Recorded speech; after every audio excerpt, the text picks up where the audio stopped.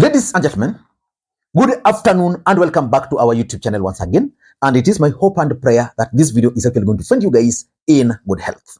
Personally, I am fine. As you can see, Kisumu is also fantastic. And maybe you could also let me know where you are watching the video from. The county or the country in case you are out of the republic. Ladies and gentlemen, do you know any other politician who is as lucky as Musalia Mudavadi in the Republic of Kenya? For me, there is no any other politician who is as lucky as Musalia Mudavadi.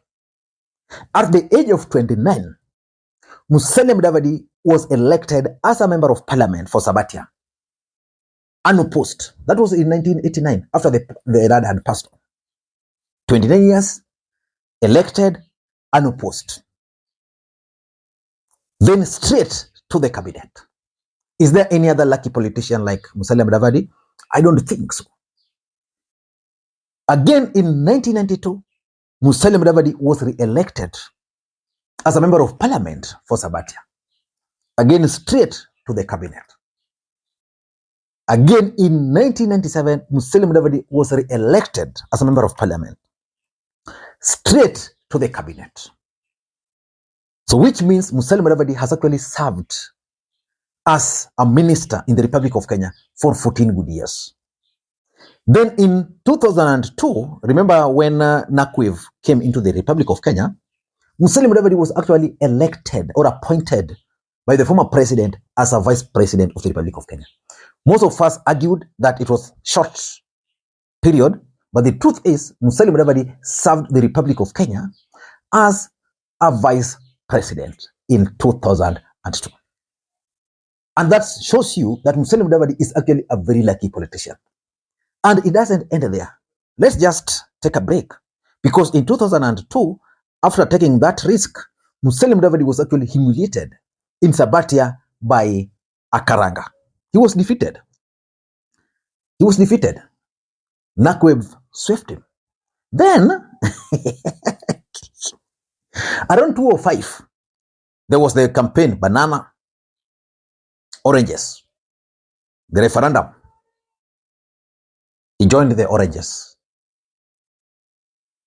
And that's how Musalia Mudavadi again was saved from being in the political oblivion by Raila Odinga.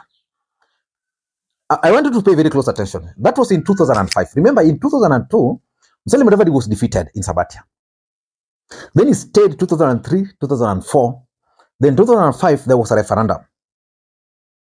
Then during that referendum, Raila Odinga went for him and brought him on board. He campaigned for the no side. The no side, I think, won. Then 2007 general election, Musalia Mudavadi became Raila Odinga's running mate. Of course, you know what happened. Raila won that election, but the truth is, it was never sworn in. What followed was that post-election violence. Then can you guess what happened?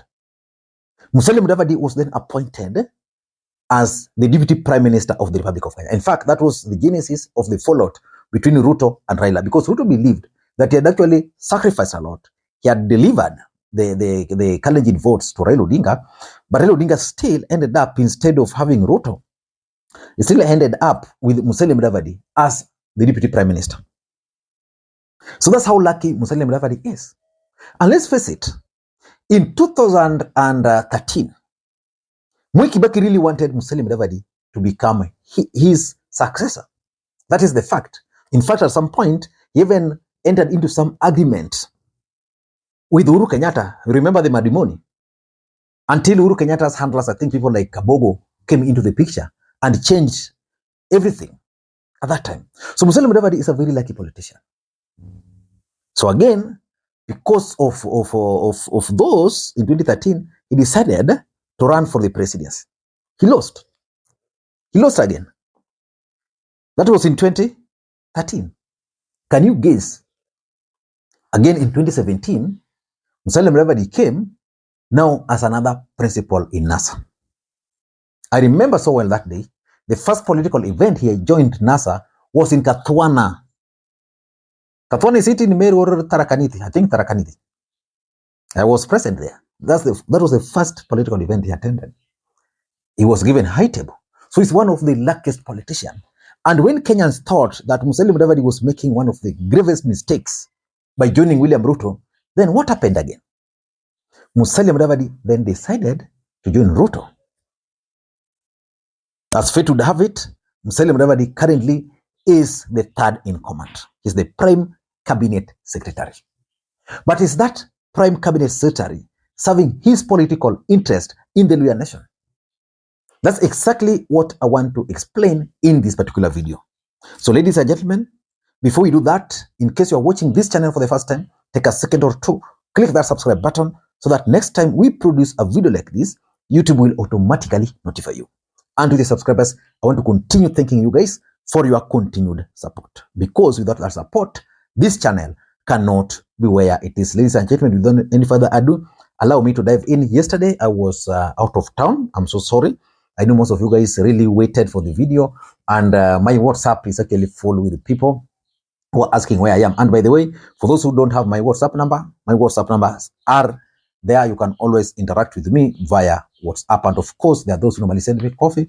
You can also do the same using the numbers you are seeing on your screen. Ladies and gentlemen, is the position of Prime Cabinet Secretary serving the best political interest of Musalia Mudavadi?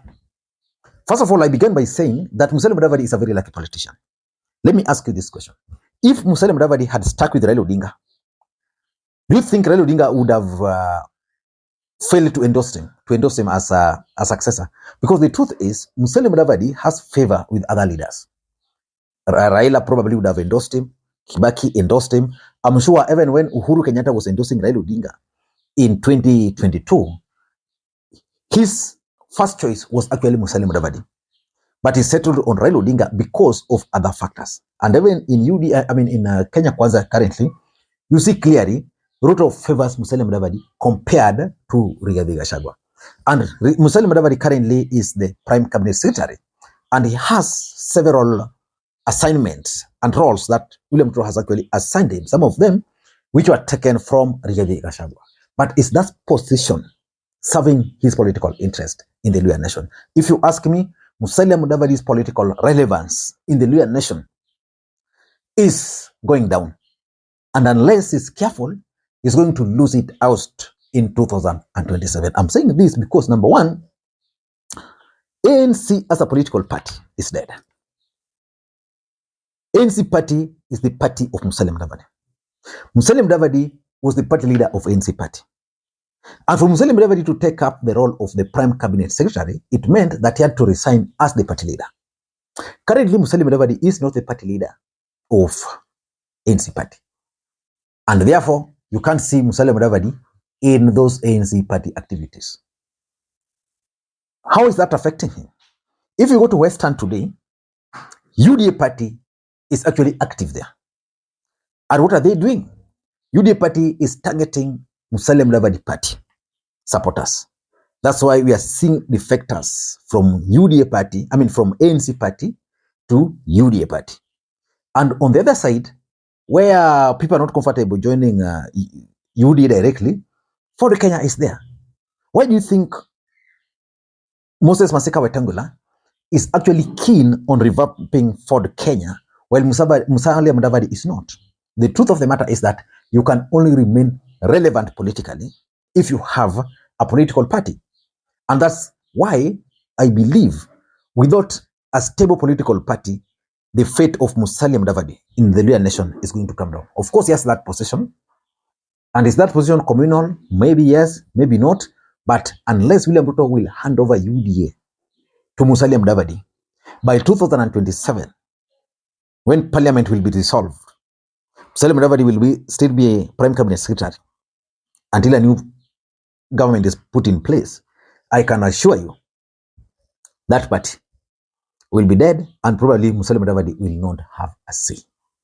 Number two, the 2027 election is also making Musalia Mudavadi lose relevance.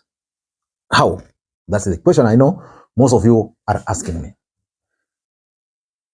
In 2022, Musalia Mudavadi supported Ruto, and the Luhyas believed that he was going to be given some senior position. And of course, William Ruto also wanted to win some seats and deny ODM some seats in the Luyha nation. So for William Ruto to succeed, ANC party had to get that visibility. In fact, in the last election, William Ruto ensured that ANC party had visibility. But of course, when you look at the results, I think Musalia Mudavadi really disappointed them. But the truth is, as long as Musalia Mudavadi will not be on the ballot, as long as his party will not field candidates, because the truth is, if Musalia Mudavadi will not be on the ballot, know that in 2027, Musalia Mudavadi is not going to be on the ballot. It's just going to be Prime Cabinet Secretary. I'm 100% sure that unless William Ruto will convince the Luyha nation that he's going to hand over the presidency to Musalia Mudavadi, I don't think that ANC party will have a say. And as long as ANC party will not have influence and impact in the Luyha nation, how do you expect Musalia Mudavadi to have that impact? Few candidates will actually be interested in contesting on ANC party because Musalia Mudavadi will not be on the ballot.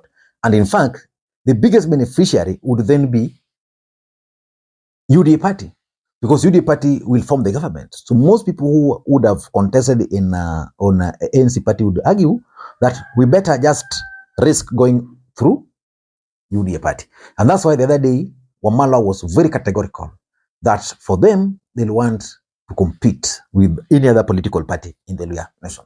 So that's also going to affect him. Number 3, the Prime Cabinet Secretary position, for me, is not really serving the local interests of the Luyha nation. Politics is a perceptual game. Now, is there any lawyer who can say that because Musalia Mudavadi was appointed to the Prime Cabinet Secretary, as a community now they're happy? In fact, if you look at the appointments which were made, the person who has actually benefited more is none other than Moses Masika Wetangula. His people, but Musalia Mudavadi is comfortable. He's just comfortable being the Prime Cabinet Secretary. But let's also not deny certain facts. The fact of the matter is that when Ruto made Musalia Mudavadi the Prime Cabinet Secretary, 4 things happened to him. Number 1, it sent a right signal to the Luyha nation that Ruto probably is considering handing over to Musalia Mudavadi. So that was a good thing. The second thing is that it raised the national profile of Musalia Mudavadi. As we speak, when King Charles was in the country, the person who was seen with him most of the time was Musalia Mudavadi.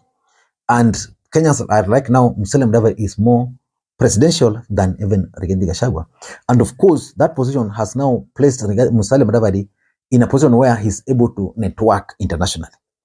International networks are normally very important for one to succeed in becoming the president of the Republic of Kenya. And the other thing is, William Ruto ensured that he was assigned those roles of development projects, supervising development projects. So if Musalia Mudavadi was strategic, he would use those positions to actually tour the country. But we're not seeing Musalia Mudavadi touring the country. So for me, because politics is local, I'm not so sure whether his position as the Prime Cabinet Secretary has impacted directly on the locals in Vihiga, in the locals in Kakamega, on the locals, for example, say in Budalangi.